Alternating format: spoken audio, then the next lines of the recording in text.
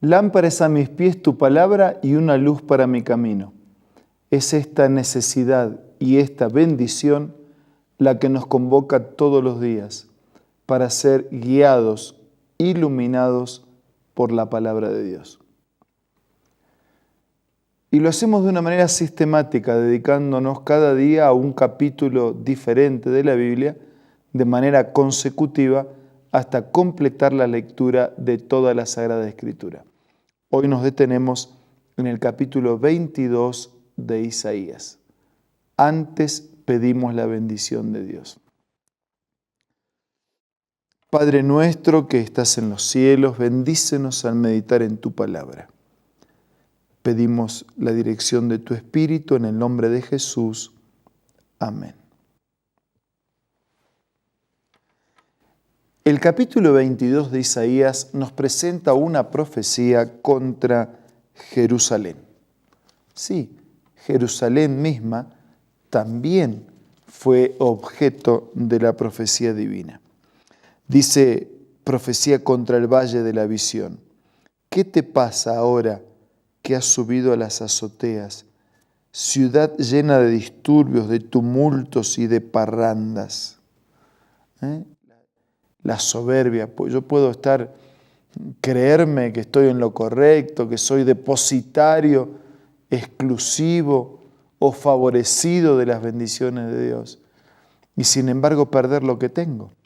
¿Qué te pasa ahora que has subido a las azoteas? Ciudad llena de disturbios, de tumultos y de parrandas. Tus víctimas no cayeron a fila de espada, ni murieron en batalla. Versículo 3. Todos tus jefes huyeron juntos, pero fueron capturados sin haberse disparado el arco. Todos tus prisioneros fueron capturados mientras trataban de huir. Por eso dije, apártense de mí, déjenme llorar amargamente. No insistan en consolarme, la hija de mi pueblo ha sido destruida. El Señor Dios Todopoderoso ha decretado un día de pánico, de humillación, de desconcierto en el Valle de la Visión, un día para derribar muros y para clamar a las montañas. Y uno dice, ¿cómo puede ser que Dios, el Todopoderoso, decrete un día de pánico, un día de humillación? Bueno, en realidad lo que Dios quiere es un día de felicidad. Pero el mismo sol, ¿no?, que endurece la arcilla, derrite la manteca. O sea, depende de cómo nosotros recibimos la acción del sol. Si la recibimos para bien o para mal. Si nosotros somos advertidos del juicio hacia el mal y hacia el pecado y preparamos nuestra vida, el juicio para nosotros es liberación. Pero si yo continúo practicando soberbiamente el pecado, el juicio para mí es condenación. Entonces dice el versículo 8, Judá se ha quedado indefensa. Aquel día ustedes se fijaron en el arsenal del palacio del bosque, vieron que en la ciudad de David había muchas brechas, en el estanque inferior guardaron agua, contaron las casas de Jerusalén, derribaron algunas para reforzar el muro, entre los dos muros construyeron un depósito para las aguas del estanque antiguo, pero no se fijaron en quién lo hizo ni consideraron al que hace tiempo lo planeó. Esos muros que servían de contención, de protección y que al mismo tiempo rodeaban de agua, proveyendo. El agua era defensa y ataque, ¿no?, porque impedía la llegada de un enemigo y al mismo tiempo era un recurso de protección para ellos. Pero en el versículo 12 aparece una frase que se repite más de una vez en este capítulo y en la Biblia. En aquel día el Señor Todopoderoso, en aquel día, hay un momento. En realidad todos los días y todos los momentos implican la actuación de Dios, pero hay un día y hay un momento de la actuación definitiva de Dios. En aquel día el Señor Todopoderoso lo llamó a llorar y a lamentarse, a raparse la cabeza, a hacerse duelo. Pero miren, hay gozo y alegría. ¿En qué quedamos? ¿Es duelo? ¿Es cabeza rapada? como una expresión de luto, es llanto, pero es también gozo y alegría. Lo que acaba de mencionar hace un momento, ¿no? La misma intervención de Dios es la que produce el gozo y la alegría, o es la que produce el dolor y la tristeza, porque su presencia nos hace sentir de una manera o de otra. Es como el estudiante que se preparó, que tiene todo bajo control, conoce la materia, enfrenta el examen de una manera diferente de aquel que no estudió nada.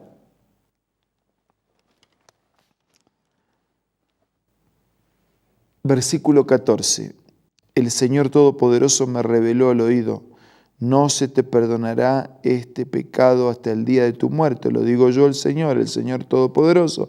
Así dice el Señor Todopoderoso: ve a encontrarte con Sebna, el mayordomo que está a cargo del palacio, y dile: ¿qué haces aquí? ¿Quién te dio permiso para cavarte aquí un sepulcro? ¿Por qué tallas en las alturas tu lugar de reposo y lo esculpes en la roca?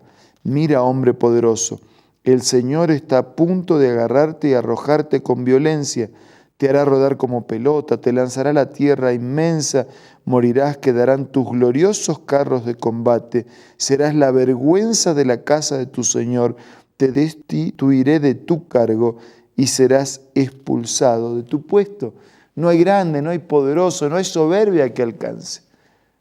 Ahora dice que me reveló que no se te perdonará el pecado, como hay pecados que son perdonados y otros que no son perdonados. Bueno, la Biblia habla de un pecado imperdonable, como un pecado que no tiene perdón. Debe ser, ¿cuál será? Matar, violar, robar, mentir. Hay un pecado que no tiene perdón. Pero no es que Jesús murió por todos los pecados, para redimirnos de todos los pecados. La gracia y la sangre de Jesús tienen poder para impactar y producir el arrepentimiento y redimirnos de todo pecado. Pero hay un pecado que no tiene perdón, es decir, cuando yo me coloco en una obstinada resistencia y rebeldía que rechaza la intervención de Dios en mi vida, llega un momento que no tiene perdón, pues yo rechazo y no dejo a Dios actuar. Es Dios el que me conduce al arrepentimiento, me coloco fuera del paraguas protector del alcance del perdón de Dios. Y eso es lo que pasó en esta historia, esto es lo que pasó en este capítulo, y eso es lo que puede pasar con muchas personas hoy. Después puede cometer el pecado A, B, C, D, el 1, el 7, el 9, como usted quiera listar los pecados. Pero en esencia, lo que no tiene perdón es aquello que me coloca por mi rebeldía, por mi obstinación, tan lejos de Dios que no le permito a Dios actuar en mi vida. Ahora, ¿cuándo ocurre eso? Cuando la paciencia ilimitada de Dios completa, se termina, porque aún la paciencia ilimitada de Dios tiene límite. Y llegará el día en que Él ha de intervenir. Por eso dice el versículo 21, le pondré tu túnica, le colocaré tu cinto, daré tu autoridad. Será como un padre para los habitantes de Jerusalén. En aquel día llamaré a mi siervo Eliaquín, habrá otro, ¿no? 22, sobre sus hombros pondré la llave de la casa de David. Lo que él abra nadie podrá cerrar, lo que él cierre nadie podrá abrir. Como una estaca lo clavará en un lugar firme, será como un trono de honor para la dinastía de su padre. De él dependerá toda la gloria de la familia, los descendientes, los vástagos. En aquel día, afirma el Señor Todopoderoso, será la estaca clavada en el lugar firme, será arrancada de raíz, se vendrá abajo con la carga que colgaba de ella. El Señor mismo lo ha dicho. Alguien iba a ocupar el lugar. Y en este caso, Eliaquín, hijo de Hilquías, iba a ocupar ese lugar porque la paciencia sin límite de Dios también tiene paciencia, tiene límite y también se termina. Cuando se termina, Él hace justicia definitivamente y pone cada cosa en su lugar. Amigos, todavía estamos al alcance de la paciencia, del amor, de la misericordia de Dios. No tenemos por qué temerle al juicio, Pero preparémonos. En lugar de tristeza, será un día de alegría y de regocijo, porque el mal y el pecado habrán terminado para siempre. Ahora vamos a orar.